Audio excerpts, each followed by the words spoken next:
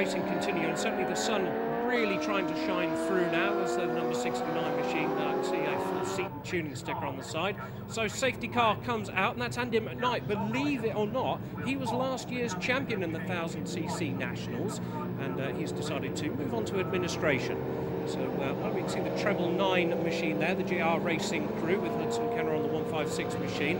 Now, basically everybody having to fall in line and no overtaking behind the safety car. That will lead them round until the incident has been cleared up. I think at this point it may well have been down at the bottom of Graham Hill. Gives them the opportunity to do a changeover. That's the number 74 Roundall Racing crew who are out there doing their changeover.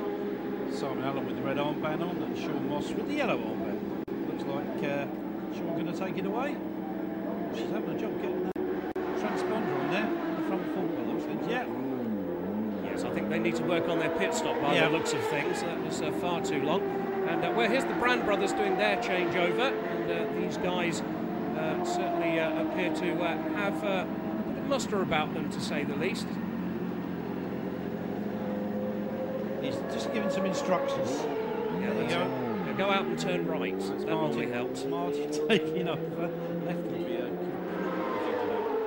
That's that 49 bike, the GT Racing bike, back for some repairs, I think. There we go. There's the obligatory gaffer tape put all over the number 49 machine. If it doesn't stick, it needs to. Make sure you use gaffer tape. Yeah, wonderful stuff when that was invented. Well, it's good to see them out there again, as this time around we return to the action, and it's the number 9 machine who we see leading the way. So the Dales Racing crew up and around Druids, and we can see that the track is basically dry at the moment, so this is going to give everybody the opportunity to put some fast laps in, Kenny. And that could now start to change the leaderboard just a little bit. This looks like the 75 bike, if I'm not very much mistaken, and indeed it is. This way around the track.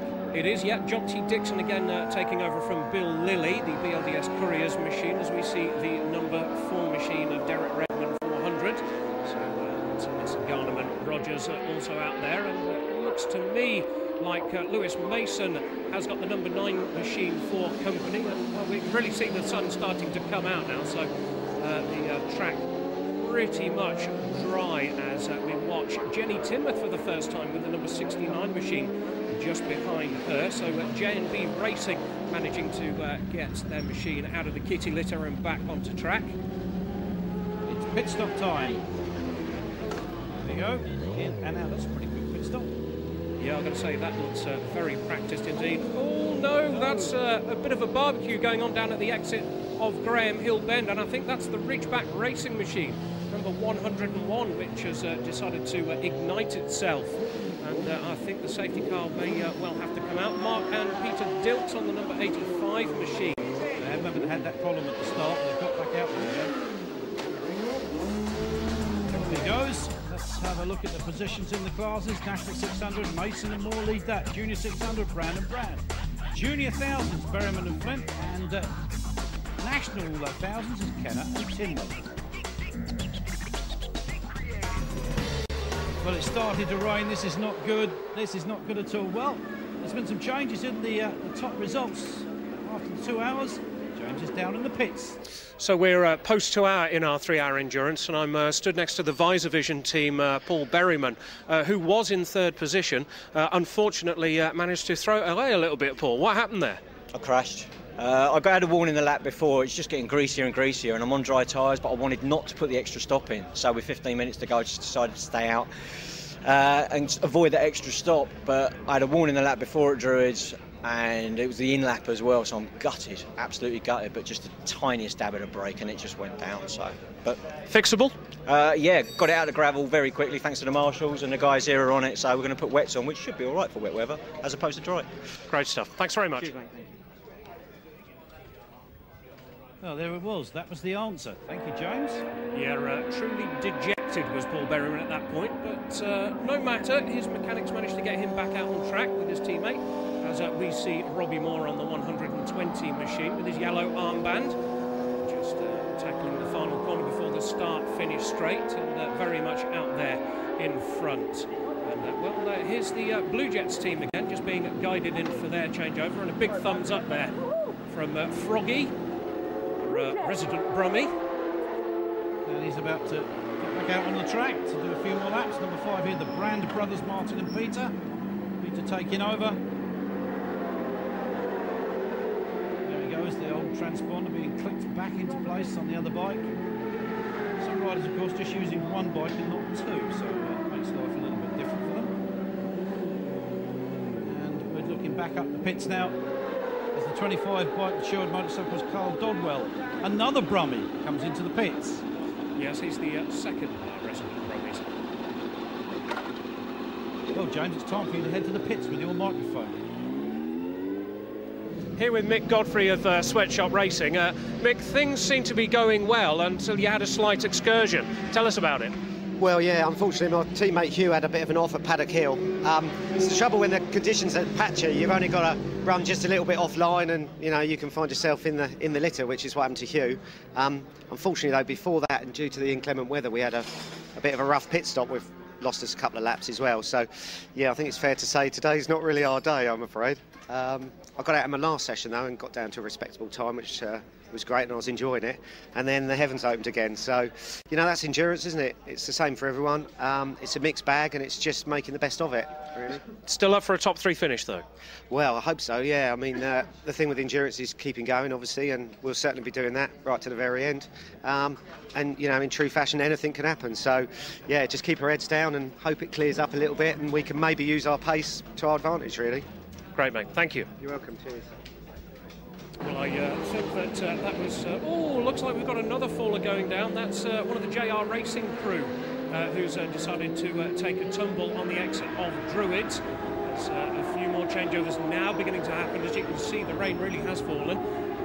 Well, just going back to Sweatshop Racing, I think they're the first in the UK to ever crash a brand new ZX-10R. No entry at the bike, I have to say. Mind you, obviously lots of money.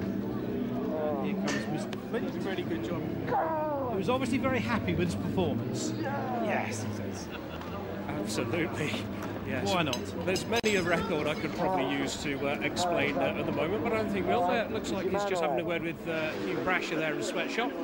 Well, results screen up there, and Split Laugh Motors have made their way back to the front as we see another faller. It's Jenny Tinmouth. Yeah, she's down. Now, can she pick it up and get the bike going again?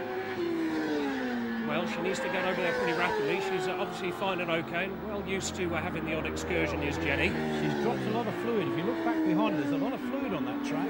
Yeah, we can see what looks like a bit of oil. That wave yellows at the bottom of Graham Hill.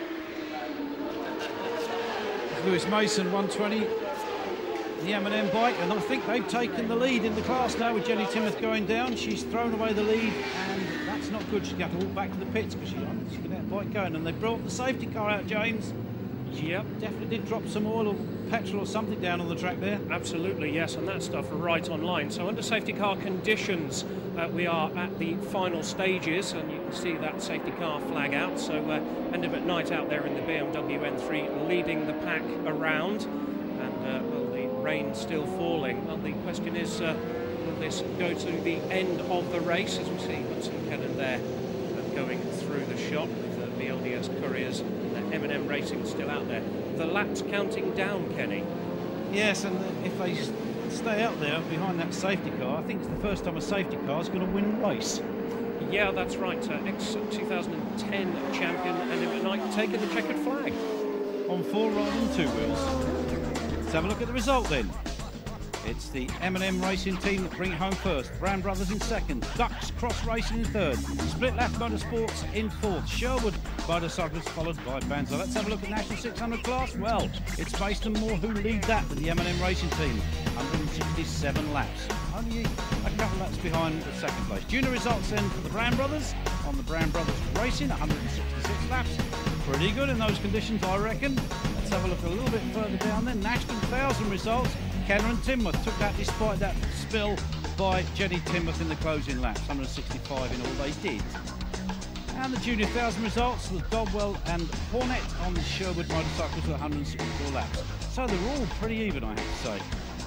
Well, that's it from Brands Hatch. We go to Mallory Park 16th and 17th of April for more endurance racing with SorryMate.com and Hottrax. See you there!